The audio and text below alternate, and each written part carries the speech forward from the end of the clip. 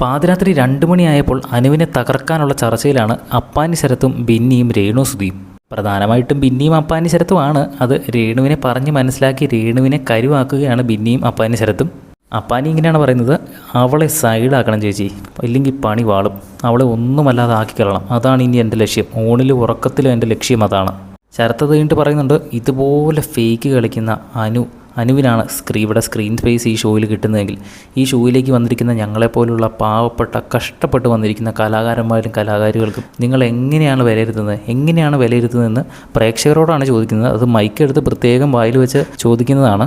അനു പുറത്തെന്തോ വലിയൊരു സംഭവമാണെന്നാണ് ഇവർ വിചാരിച്ചിരിക്കുന്നത്. ഇതെങ്ങനെയാണ് ഇവർ അറിഞ്ഞത് എന്നറിയത്തില്ല. അത്യാവശ്യം കുറച്ച് സപ്പോർട്ടൊക്കെ അനുവിന് ലഭിക്കുന്നുണ്ടല്ലോ, മസ്താനി വഴി ലീക്കായതായിരിക്കാം. എന്തായാലും അതിനെ തുടർന്ന് ഇപ്പോൾ അനുവിനെ തകർക്കാനുള്ള പ്ലാനിങ്ങിലാണ്. ബിന്നി പറയുന്നുണ്ട്, ആദ്യമൊക്കെ അനീഷ് വലിയ ആളായിരുന്നല്ലോ, അപ്പോൾ നമ്മൾ മൈൻഡ് ചെയ്യാതെ ഇട്ടപ്പം അനീഷ് അങ്ങ് തകർന്നു പോയി. അതേപോലെ തന്നെ അനു ഇനി എന്ത് പറഞ്ഞാലും നമ്മൾ മൈൻഡ് ആക്കണ്ട. അങ്ങനെ അവളുടെ സ്ക്രീൻ സ്പേസ് പയ്യെ കളയണം. ഇനി മുതൽ ചേച്ചിക്ക് അങ്ങനെ ചെയ്യാൻ പറ്റുമോ, രേണു ചേച്ചിക്ക് അങ്ങനെ ചെയ്യാൻ പറ്റുമോ, ഞാൻ പറഞ്ഞ പോലെ ചെയ്യാൻ പറ്റുമോ എന്നൊക്കെ ബിന്നി ചോദിക്കുന്നുണ്ട്. നൈസായിട്ട് രേണുസുധീനെയും അങ്ങനെ എല്ലാവരുടെ അടുത്തും മെസ്സേജ് ഇങ്ങനെ കൺവേ ചെയ്തുകൊണ്ടിരിക്കുകയാണ്. അനുവിനെ തകർക്കാനുള്ള വമ്പൻ പ്ലാനിങ് ഞാൻ രാത്രി നടക്കുന്നത്. എന്തായാലും ഇതൊക്കെ നടക്കുമെന്ന് നമുക്ക് കണ്ടു തന്നെ അറിയാം. നിങ്ങൾ ബിഗ് ബോസ് സ്ഥിരമായി കാണുന്നവരാണെങ്കിൽ നമ്മുടെ ചാനൽ ഒന്ന് സബ്സ്ക്രൈബ് ചെയ്യുക. വീഡിയോ ഇഷ്ടപ്പെട്ടാലൊന്ന് ലൈക്ക് ചെയ്യുക.